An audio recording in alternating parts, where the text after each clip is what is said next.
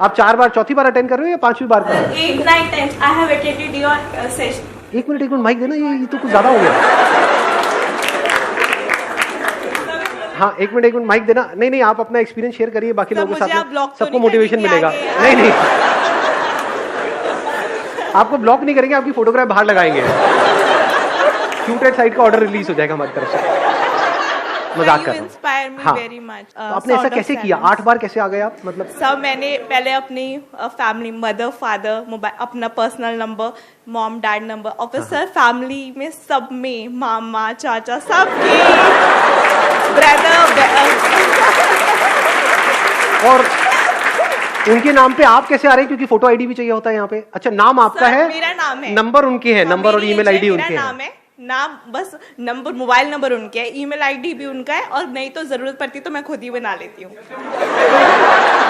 कमाल है। Let's go big hand for her.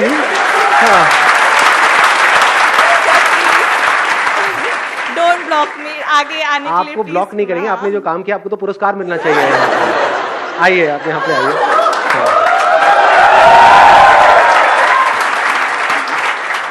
Wish you all the very best. अच्छा, Priya ji. Sir आज तो मतलब सफल हो गई मेरी। आप तो आते ही रहेंगे वैसे। आप फिर मिलेंगे अगले सेशन में। बिल्कुल नहीं करेंगे।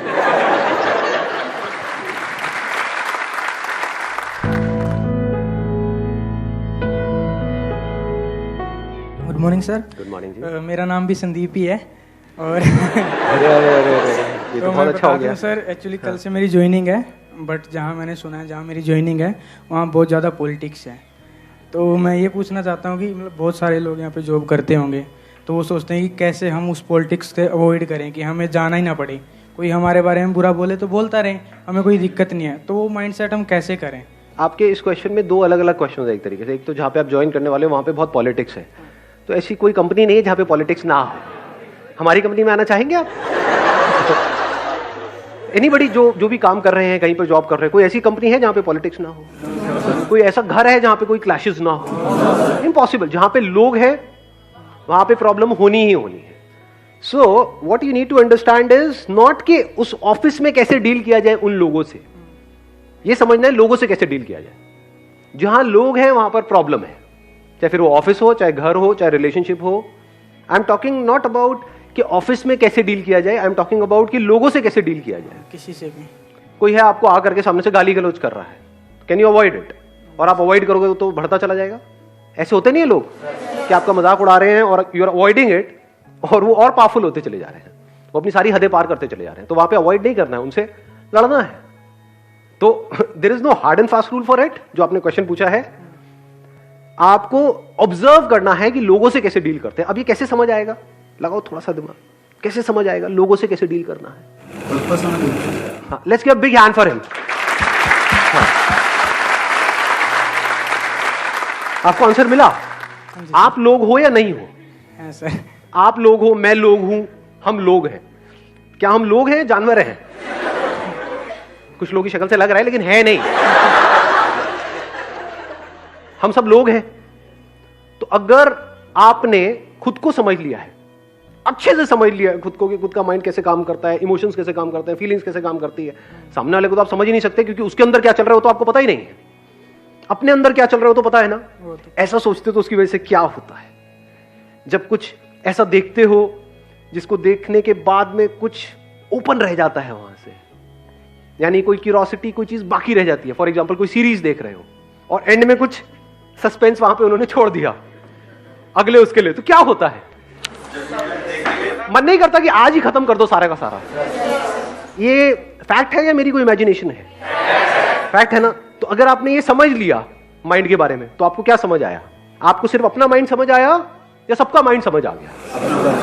हाँ, सिर्फ अपना नहीं आया। अपने आप को अलग मत करो औरों से। अंकल आंटीज, जैसे डॉक्टर है, वो कैसे सीखते हैं? एक चूहे के ऊपर एक्सपेरिमेंट कर रहे हैं, तो क्या उनको सिर्फ चूहा समझ आ रहा है या आप भी समझ आ रहे हो? बोलो चूहे की शक्ल वालों। आपको नहीं समझ रहे हो, लेकिन आप तो चूहे नहीं हो, तो आपको कैसे समझ रहे? क्योंकि जो मोरलेस जो अंदर का जो स्ट्रक्चर है वो सेम है। ऐसे ही जो जिस तरह से आपका माइंड काम करता है, फीलिंग्स, इमोशंस, ये वो, अगर खुद को अच्छे से समझते चले जाओगे तो आपको हर सिचुएशन में बिल्कुल क्लियरली समझ आ जाएगा कि अगर ये बंदा ये कर रहा है या ये कह रहा है तो क्यों कह रहा है, उसके पीछे क्या रीजन है। जब आपको वो समझ आ जाएगा तो आपको ये भी समझ आ जाएगा उसे डील कैसे करना है, क्योंकि आपको ये पता है आप खुद से कैसे ऐसे में डील करते हो। कई सिचुएशंस में डराना भी होगा सामने वाले को, नहीं जरूरी नहीं है इस दुनिया में। जरूरी कोई बंदा क्रिमिनल है आपके सामने है और आपके साथ में कुछ गलत करना चाहता है, there are lot of people, चाहे वो ऑफिस में हो, यहाँ पे हो, वहां पे हो, वो ऑफिशियली क्रिमिनल नहीं है, लीगली क्रिमिनल नहीं है, बट उनका माइंड क्रिमिनल से भी गया गुजरा है। आया ना, यस सर, आए ना कुछ ऐसे वाहियात लोग माइंड में होते हैं, नहीं होते हैं हमारे रिलेशन में, आसपास में, ऑफिस में, यहाँ पे वहां पे। तो उनसे कैसे डील करना है? उनको प्यार करोगे, उनको गले लगाओगे, जो पीठ में छुरा घोप देंगे आपके, तो उनको समझना पड़ेगा ना उनके क्या फियर्स हैं, क्योंकि उसी से तो उनको कंट्रोल करोगे, नहीं तो कैसे करोगे। There are lot of people जिनको बातें समझ नहीं आती। दुनिया में ऐसे लोग भरे नहीं पड़े। सड़कों पे ये सब दिखता है, नहीं दिखता दिल्ली की सड़कों पे, लोगों को समझ नहीं आता। उनको अगर मैं बैठ करके ज्ञान दूं या ये सब मेरी वीडियो सबको दिखाई जाए, देखो ट्रैफिक रूल्स को फॉलो करो, ये करो, किसी को समझ आएगा? वहीं पर अगर कुछ कैमरास लगे हो और उनके घर पे चलान जाए 1 लाख रुपए का, जैसे उन्होंने कुछ गड़बड़ करी, कोई करेगा उस रेड लाइट को जंप? हाँ, तो फिर किससे कंट्रोल हुए वो? प्यार से, बातों से, फियर से। तो कुछ केसेस में फियर को समझना जरूरी होता है। अब अगर आपने अपने फियर को समझ लिया है, if you understand your fear, तो यू अंडरस्टैंड हिज और हर फियर ऑल्सो।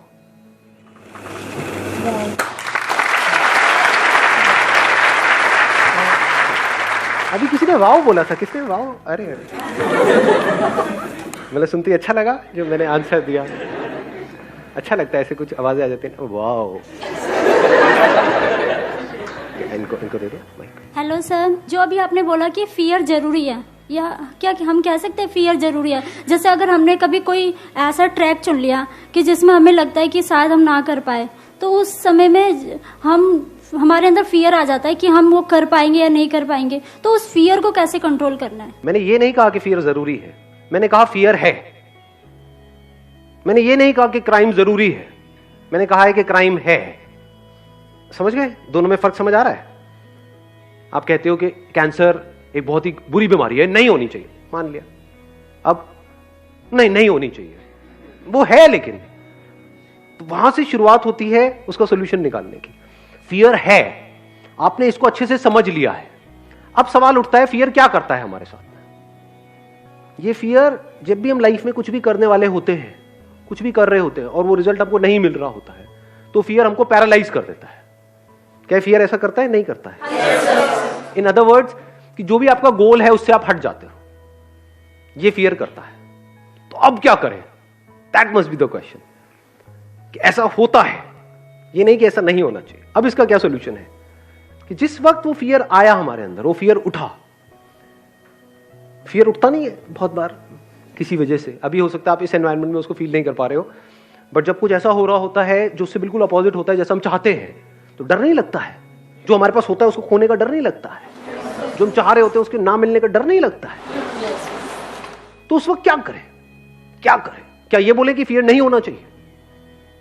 क्या फियर से पीछे छुड़ाने के बारे में सोचे, या ये देखें कि फियर से पीछा छूटता कैसे है?